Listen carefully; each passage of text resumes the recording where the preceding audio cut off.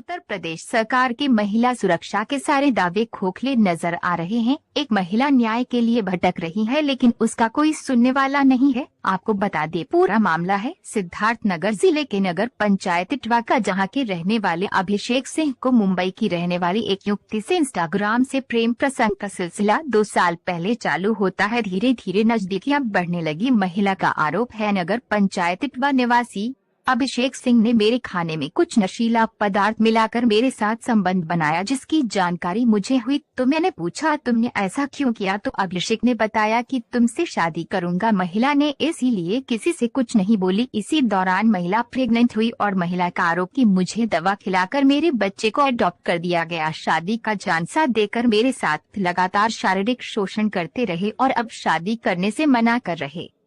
शादी को लेकर उनके घर वालों से मैंने बात करने की कोशिश की। उनके परिवार वालों ने मिलने से मना कर दिया और कहा तुम मेरे बेटे की जिंदगी से चली जाओ और हम शादी नहीं कर सकते। इस मामले को लेकर महिला ने तहसील समाधान दिवस में शिकायत कर अभिषेक सिंह के खिलाफ कार्यवाही की मांग की है। इस मामले पर पुलिस अधीक्षक सिद्धार्थनगर से जब बात करने की कोशिश की गई, कमरे पर कुछ भी बोलने से मना कर दिया। हालांकि उन्होंने कहा कि इस मामले की जाँच कराई जाएगी। टहलका न्यूज के लिए सिद्धार्थनगर से अमानुल्लाह की रिपोर्ट। ठीक है, रोल।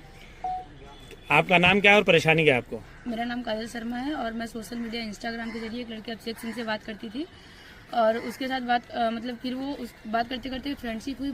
फ्रेंडशिप के बाद वो मुझसे मिलने मुंबई आने जाने लगा और रिलेशन वगैरह हमारे साथ बना। इसके बाद शादी का वादा किया। फिर वहाँ से मेरी जॉब वगैरह छुड़वा के 14 सितंबर को हमको लेकर के लखनऊ कल्याणपुर में किराए के मकान में लेके रहने लगा। लगभग 8-9 महीने मेरे साथ रहा।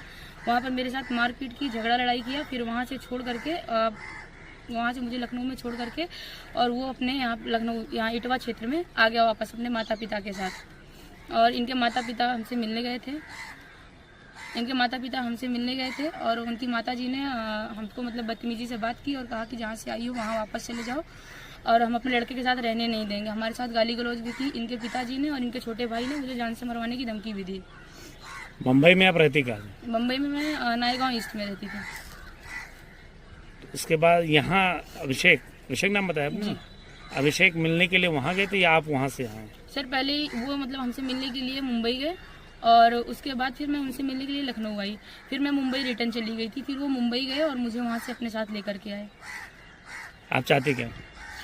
एक्चुअली मैं उनके खिलाफ कार्रवाई चाहती हूँ लेकिन मैं मतलब उनके खिलाफ कोई कार्रवाई हो नहीं रही है। मैं थाना गुड़म्बा गई थी, हमारा थाना गुड़म्बा लगता था, वहाँ गई थी। फिर वहाँ से मुझे इटवा भेजा गया और इटवा से फिर मुझे गुड़म्बा थाना भेज दिया गया। वहाँ से मैं डीसीपी ऑफिस लखनऊ और इसके बाद सीएम ऑफिस भी गई थी, वहाँ से भी कोई कार्रवाई हुई नहीं। और इसके बाद फिर से मुझे गुड़म्बा थाने से इटवा थाने आने के लिए कहा गया। जब मैं फिर से इटवा थाने आई तो कोई कार्रवाई हुई नहीं है। वो कहाँ का रहने वाला है वो लड़का?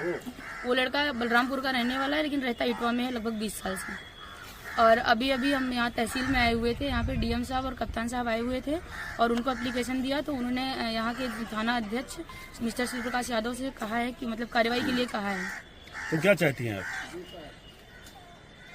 एक्चुअली मैं चाहती हूँ उनके खिलाफ कार्रवाई हो और उनको